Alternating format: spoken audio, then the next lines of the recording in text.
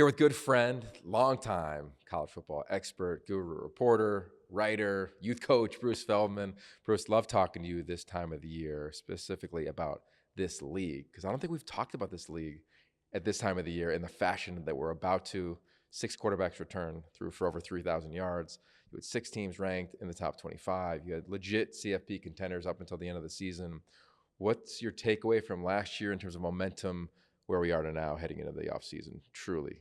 Yeah, it's really flipped from where we were last year at this time. I think so much, Yogi, has to do with start with the quarterbacks, right? You not only have the Heisman Trophy winner who is back, but you also have think about how differently we look at Washington, right? Kalen DeBoer, an amazing first year. Michael Penix Jr., amazing first year. All the receivers, I mean, they got a ton of firepower. You and I have both been up there. It's really impressive. Then you look at what Bo Nix has done. He really rejuvenated his career at Oregon with Dan Lanning. So just start with that. I think that's a lot. But then I think people forget about Utah every year. You kind of forget how good they were. Cam Rising seems like he's been there forever, even though he didn't start his career there, but still obviously really good player. If you watch them against USC, you know how good that program is. I just think there's a lot to get excited about if you just start with the quarterbacks back and then it all goes from there. Have you ever seen the league like this? No, I'm sure there's probably, if you go back 15 years or something or 20 years, there's probably something like back when you were an assistant at USC, right? Reggie was one of the running backs. You also had Lindell there, and across town you had Maurice Jones-Drew. I mean, you had definitely a lot of firepower. Like I feel like I've seen a run where like the running backs were like this, and I'm sure that there was a time when maybe it was back in the Ryan Leaf days, where a bunch of really good quarterbacks happened to be coming up at the same time.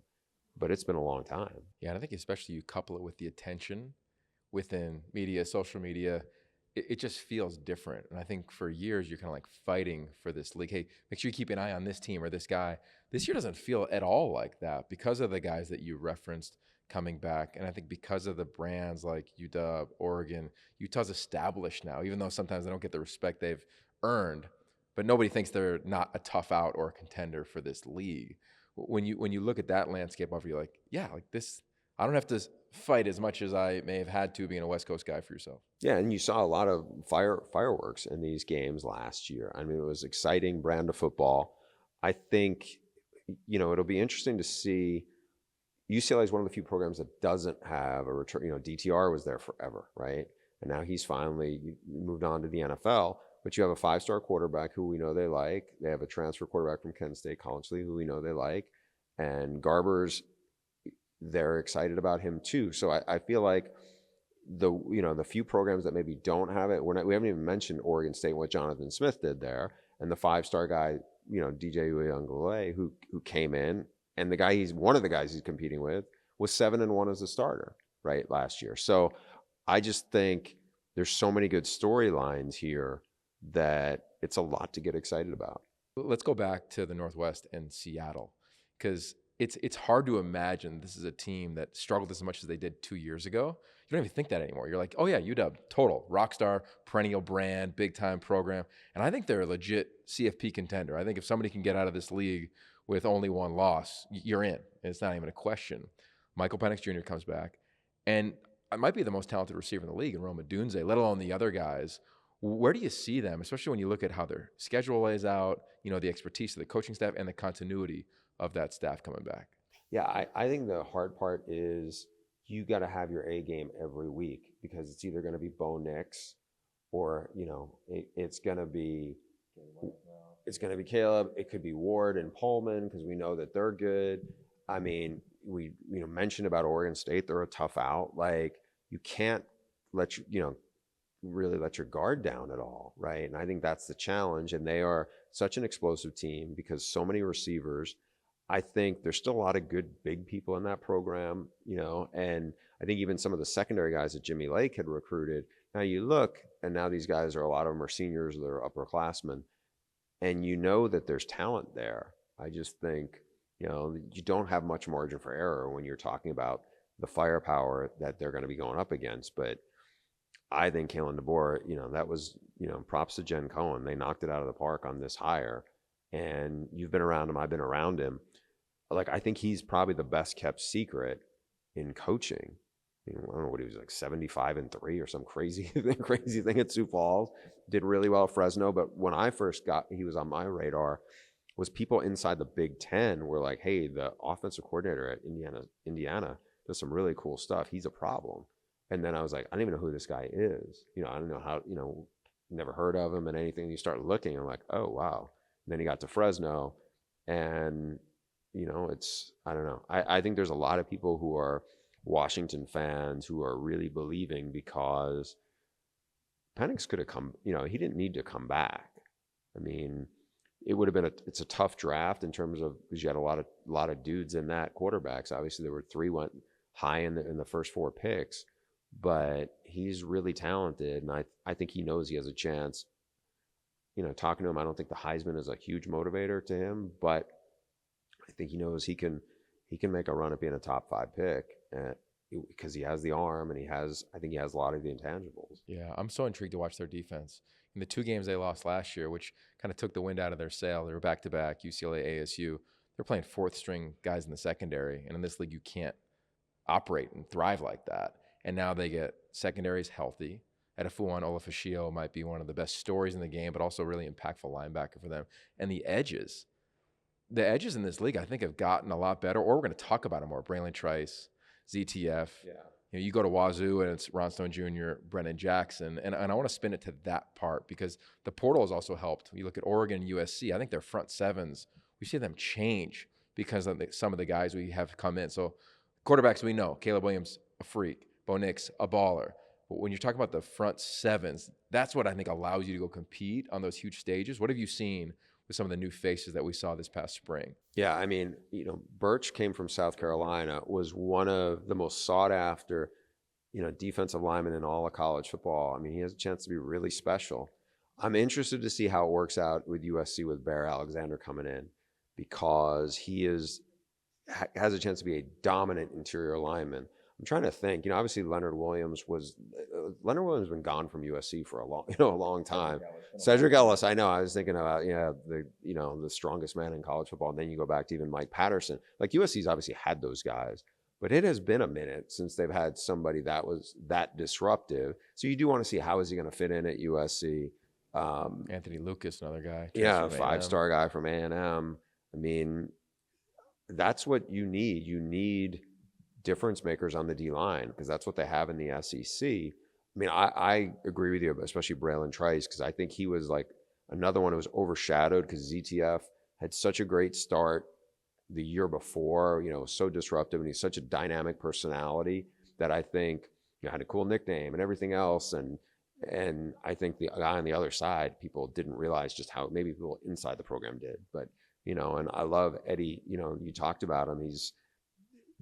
It blew my mind. I got a chance to spend time with him when I was in Seattle. He goes to Bishop Gorman. He's there with Nao Teote, who was the 5-star everything. And I'm like, how was this guy a walk-on? Why did everybody miss on him? His offer was like Robert Morris, which is... Yeah, let's go. Pennsylvania's yeah, proud. I know. So, and I'm like, how did this guy's super smart. He's a really explosive athlete. And, I don't know. He's a really interesting guy in the middle of the defense, and I think you can definitely see the leadership qualities there. And now, I know when I was there, again talking on front seven, Goforth was at USC and really wasn't breaking out there. But when I was there at Washington, a couple of weeks ago, they were super excited about what he's doing. So I mean, that's just another piece. Again, I feel like we're talking about Washington a lot, but I think they're indicative of kind of what you're seeing in the league right now. So let's flip it to the other side of the state in Washington State. You referenced Cameron Ward, one of those passers who threw for over 3,000 yards,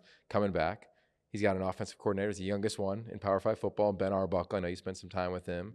They're bringing a DC back to that region of the country where he's from. And I think they got 2 of the most disruptive edge rushers. And they have this motto now, which is Cougs versus everybody. And I think there's certain teams in this league and in college football that are like, okay, I know we have talented players.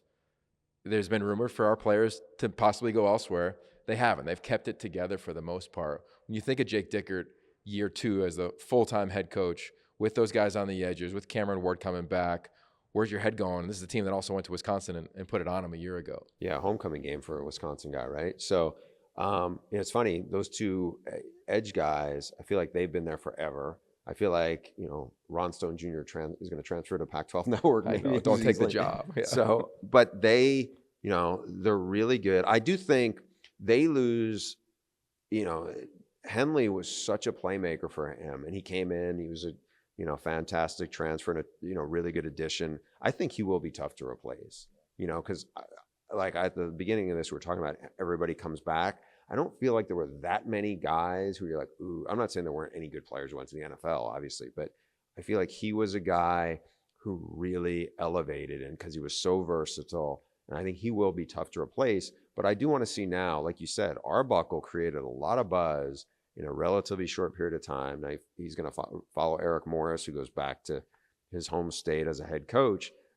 But, Eric Morris was effusive about Cam Ward and what he thought he could do as, coming into this league.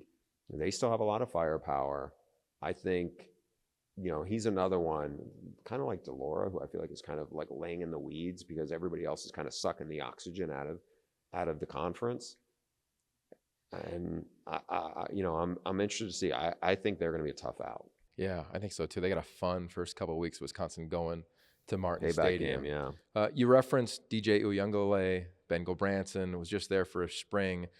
That battle is going to continue in the fall. But something that gets no love is Trent Bray's defense. I thought it was the most complete defense in the league last year. They gave USC the most fits out of anybody in the league. Granted, it was early on. I feel like they do that, like even back to your days at USC. The memories, yeah.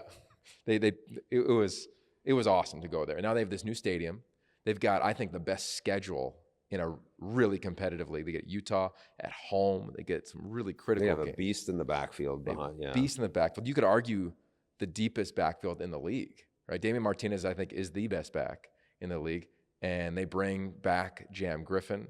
They bring back. They have one of the most exciting players in Silas Bolden. I mean, he was I loved watching him at practice. Every time you think somebody's going to overthrow him, he's catching the back of the ball. And I was just like, wow, this is like, now he's not very big. We both probably outweigh him by 30 pounds, but he is super explosive, and he's not the only weapon they got outside, right? But, I think Jonathan Smith has a really good thing going there. It was neat to kind of, obviously I didn't realize this until like at the, after I was there, I was like, wow, that was the best season they've had since he was the quarterback, because they've had some, some good teams in between then, but just, it was amazing what he's done there, considering I remember my crew at Fox, we did one of those games in the Gary Anderson last year, and they got just destroyed at home by Boise State. And to see how he has kept building, and you had all these guys who were very veteran guys, feel like they were there for a long, long time. Now, some of them have finally moved on. Coletto, Grant, they were great leaders there. But I think they're going to be really interesting because, like you said, it's basically there's three talented quarterbacks, right? I mean, DJ is looks like a tight end, and he's played a lot, and he's played well at times, really well. And then Childs, he was an eye-opener. I was like, I knew he was a pretty big recruit for them, but to see how good he looked, how strong he throws it, and he can move, I think there's a lot to be excited about. All right, another quarterback will be up at Cal, Sam Jackson, transferred from TCU. And I'm curious for you, when you look at that, or you look around the league, what's kind of the biggest question that you may have that isn't being talked about? Everybody's talking about the USC defense. What is that going to be? Everybody wants to talk about the secondary UW. But when you look another layer below that, is it quarterback at Cal? Can they get offense with Jake Spavital going? Is it something else that jumps to mind for you? I mean, for the case of Cal, like I remember going up there to visit Jake when he was with Sonny Dykes. They could be explosive on offense. Now he got in Davis Webb, as you know, and Davis was really good. I mean, I think he followed Jared Goff and went in there, and they were still really good.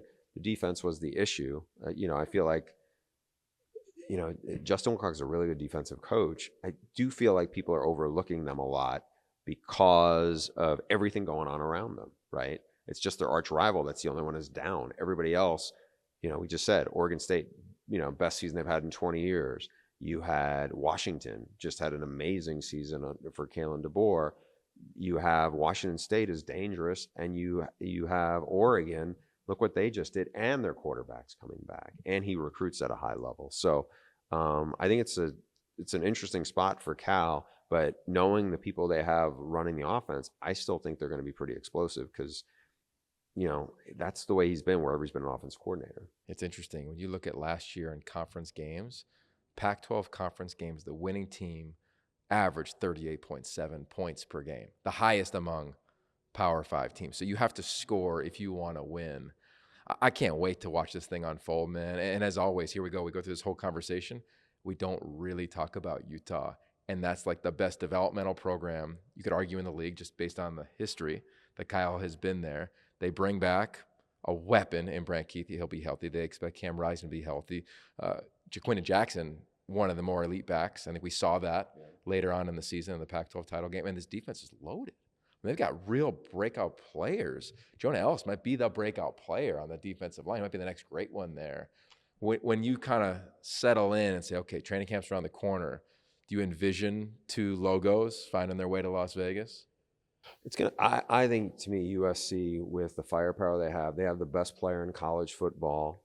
I think their defense will be considerably better. It can't get, honestly, much worse than it was at the end of last year. But I think a couple of things have happened. You have some guys who they felt like were really good players who physically, I think, will be more mature to hold up in the second half of the year. And I do think they've upgraded. Thule was a difference maker up front, but I think they will be more talented and a little deeper, at least on the D-line.